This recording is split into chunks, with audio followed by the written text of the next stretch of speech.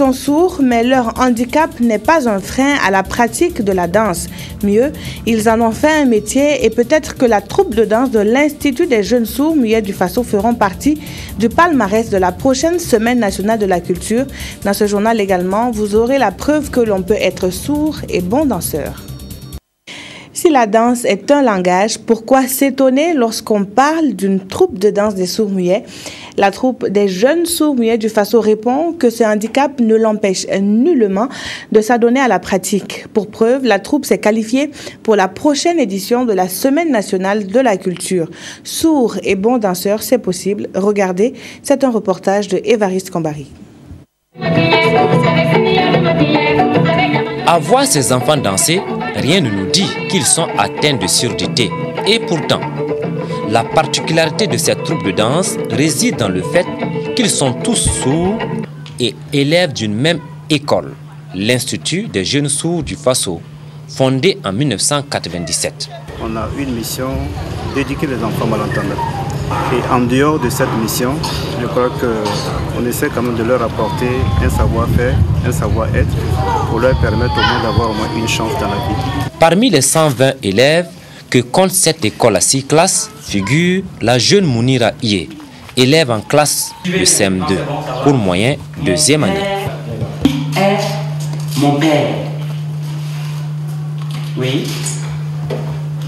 Mon père, il est qui? Oui. Voilà, un chasseur. Très bien. Nous sommes dans la classe de CM2. C'était un cours de grammaire sur les articles. Et donc là, on avait 2 phrases au tableau où l'enfant devait repérer l'article. Je m'appelle Mounira Tou, classe CM2.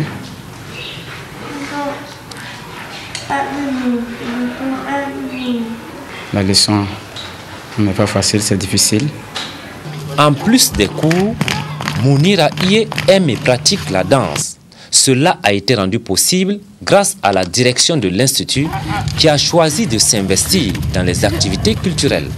L'objectif de cette activité que nous sommes en train de mener au niveau de la culture, c'était quand même de permettre aux enfants qu'ils soient vraiment des éléments qu'on peut vraiment prendre pour sensibiliser l'opinion publique. Parce que bon, d'aucuns pensent que les enfants, étant sourds, ne pouvant pas parler, ne pouvant pas entendre, ils sont quand même exclus totalement de la société. La troupe de danse de l'Institut des jeunes sourds du Faso a pour chorégraphe Yaya Sanou, un jeune bien connu dans l'univers des activités culturelles à Sia. Moi, je me suis retrouvé ici. C'est depuis l'année 2006-2007, à travers des interprimaires que les écoles font ici à Bobo, que le directeur m'a fait appel de venir pour qu'on essaye de faire, est-ce qu'on peut faire quelque chose avec les enfants aussi qui n'entendent pas. Donc je suis venu, c'est dans ce cas que je me suis retrouvé ici. Vous brûlez certainement d'envie de savoir comment Yaya Sanou s'y prend pour encadrer ses danseurs. En somme, comment est-ce que se fait la communication? Yaya Sanou, alors explique-nous. Pour leur transmettre le ballet, maintenant, comme j'ai duré un peu avec eux, j'ai dû créer par exemple des signes à chaque mouvement des pas.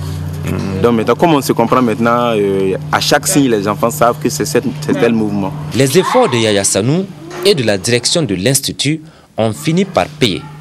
La troupe de danse de cet institut s'est qualifiée pour la Semaine nationale de la culture 2014. Parce que la troupe de danse de l'Institut des jeunes sourds du Faso de Bobo Dioulasso n'est pas une troupe comme les autres, à chacune de ses sorties sur scène, Yaya Sanou se tiendra à côté pour donner la cadence.